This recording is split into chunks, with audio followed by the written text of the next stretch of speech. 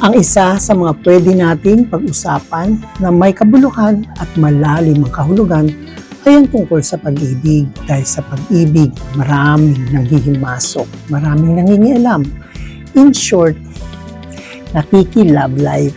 Yan ang ating pag-usapan ngayon dito sa aking My Journal in Motion sa Love Life ni myself and I dito sa Alexander YouTube channel. Kaya kung hindi pa kayo subscribe na kayo.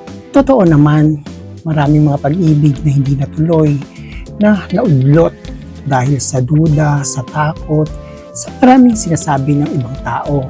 Kaya yung iba, nag-decide na lang na wag na lang. Kaya maraming mga single at mga broken-hearted ngayon kasi nga sa mga pakialamera. Pakialamerang akala mo sila yung may karelasyon, kaya iba mas parang alam pa nila.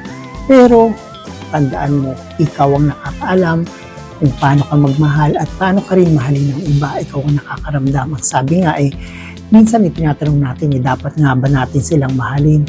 Pero iba, ikaw ang minamahal, ikaw ang nililigawan, ikaw ang pinakikitunguhan. Kaya ikaw ang may alam ng lahat. Huwag ka nang papanig dun sa mga bulong-bulungan. Kaya pagkatandaan, kaya marami nagkakamali sa mga pagdidesisyon sa usapang pag-ibig dahil nakikinig sa payo ng mga maling tao. Kasi dapat parati mong pakikasiguraduhin na ikaw lamang ang magdidesisyon para wala kang masisisi sa bandang huli. Isa ka rin ba sa mga may pag-ibig na hindi natuloy? Kasi nga, naunahan ka ng takot, ng pagdududa.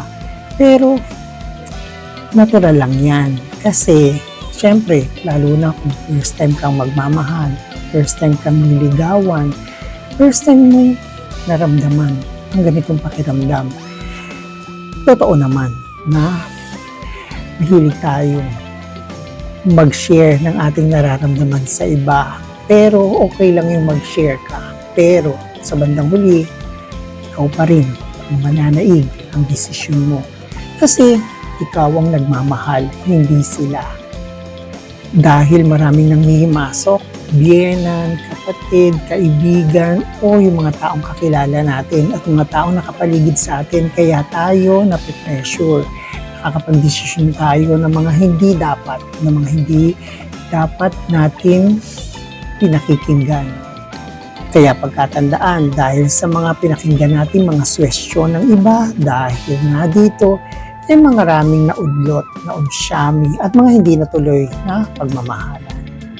Oo, maraming love guru, mga love expert, mga nag-a-advise tungkol sa love. Pero, baka pakiramdaman nyo, marami pa rin mga broken-hearted, marami pa rin mga broken relationship, at higit sa lahat, marami pa rin broken family. Kasi nga, maraming nagsuswestyon sa atin, sa ating paligid, sa ating sarili. Kaya, ngayon pa lang, iwasan na natin ang ganong pakikinig sa iba. Tandaan mo, kaya ka nagiging broken-hearted kasi mayroong mga lesson na mga darating na pakikinabangan mo later on. Dahil ang pag-ibig naman hindi naman sakit lang ang dulot niyan, kundi lesson to be learned para pagdating natin sa tamang tao, sa tamang tadhana, ready na tayo. Kaya yung iba napapatanong, ganyan ba talaga ginuhit ang pag-ibig sa pagkabigo, sa pagkasawi at hapdi ng dulot ng iyong pag-ibig? Sa buhay sa paglalakbay din ang pag-ibig. Hindi naman lahat na ma-encounter natin siya na. Finder's keeper na ang tawag, diba? Kung nakita mo na ngayon, hindi pa yan. Kasi susubukin pa tayo ng panahon ng pagkakataon ng mga sarili natin mga desisyon. Kaya huwag tayong manghihinawa o huwag tayong madadala sa pag-ibig. Ang sabi nga ni Ploning, sa isang pelikulang napanood ko, huwag kang matakot, masaktan at magmahal. Ang katakutan mo yung hindi ka nasasaktan. Kasi baka hindi ka na nagmamahal. O diba? effective, go lang sa ating pag-ibig, sa buhay pag-ibig dahil yan ang isa sa pinakamasarap nating mararamdaman at gagawin na desisyon sa buhay natin dito sa Muling Ibabaw.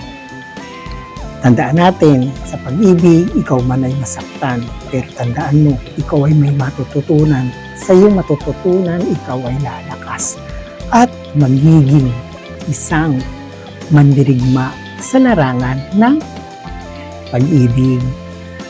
At ang pinakamahalaga, sa buhay pag-ibig, nasaktan ka man o naging successful ang iyong unang pagmamahal, pagkakatandaan, masarap magmahal, pero talagang meron tayong matututunan. Sa pagmamahal, meron tayong makakatagpong taong para sa atin sa tamang panahon, sa tamang oras, at sa tamang tao. Kaya, ano pang inintay nyo?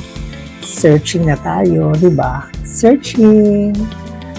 O ayan, di ba? Pag-usapang pag-ibig, ang sarap-sarap nating damhin kung anong pakiramdam ng isang nagmamahal. Kaya, thank you very much for watching. And please don't forget to subscribe, share, like, and comment to my video. And thank you very much for watching and God bless.